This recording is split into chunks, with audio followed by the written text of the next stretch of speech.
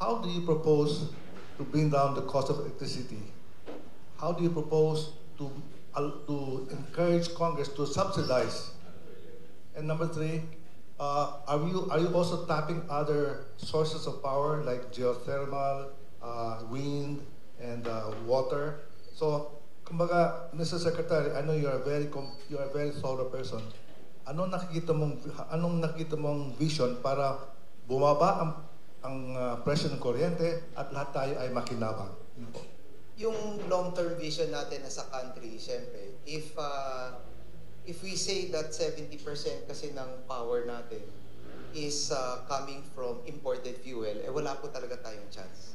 Because if 70% of our power source is coming from imported fuel, then that means kung may mangyari po outside the country, all of those factors are going to affect us. Wala tayong kalaban-laban.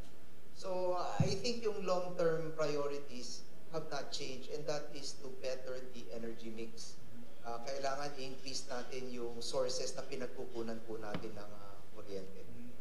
Having said that, very critical na bigyan natin ng pansin talaga ang energy stability, energy independence natin at access to energy and affordable energy, because this is a foundational sector, mga kababayan. Ang energy po talaga, ako, Boss Rod, nagsama tayo nung nandun ako sa pagkain when we were talking about food. In a country like the Philippines, na archipelago tayo at lagi tayong binabagyo, kung wala po tayong capacity to process and to store our food, we will always be import dependent. Foundational po talaga yung electricity niya. We need that to process our food. We need that to increase our yield.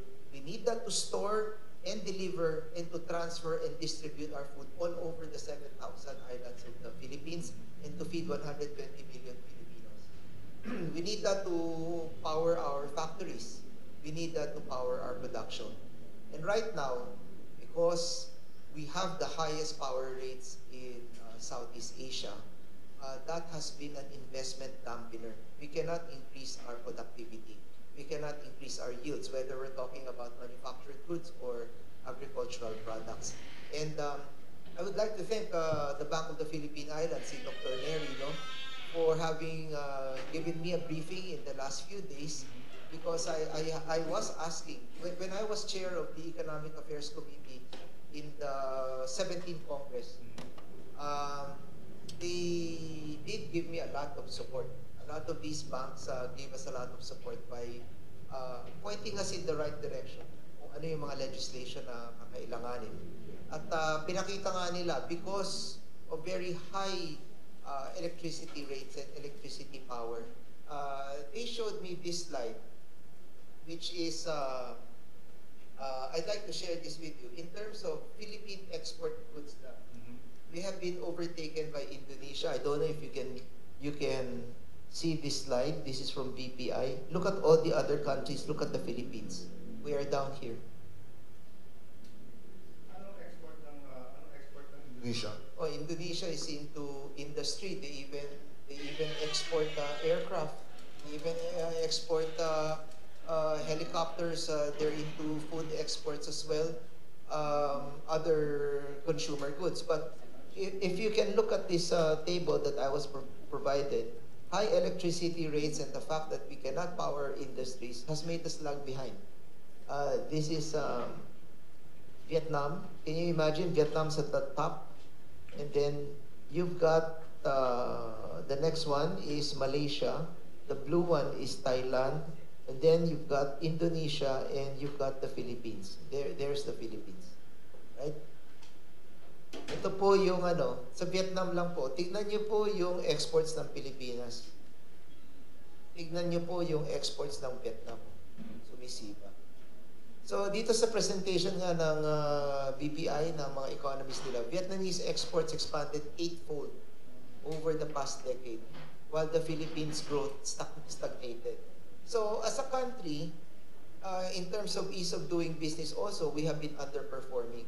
Malaysia's ranking in doing business is number 12. Thailand is 21st, Vietnam is 70, Indonesia is 73, the Philippines is 95th. So mahal ang kuryente mo, yung ease of doing business mo, napakahirap. So sino magne-negosyo sa bansa natin? At Pag walang magnegosyo sa bansa natin, then jobs are not being created. If jobs are not being created, we might as well make it very easy for our people to leave. Hindi pabayaan mo na lang siyang mag-abroad. Pero alam naman natin aalis na nga yung tao, tataniman pa natin ng bala yung sa luggage nila. Di ba? So, yun po talaga. Kawawa po talaga mga kababayan natin. So,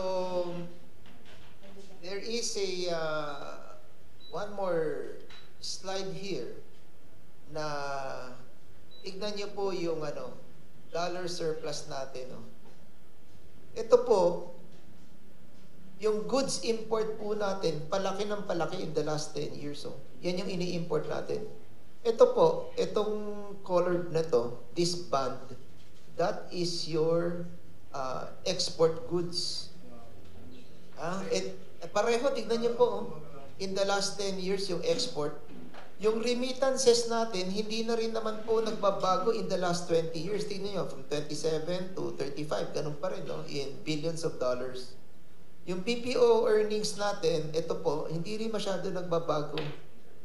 Pero ito po, itong merchandise imports po natin, palaki ng palaki.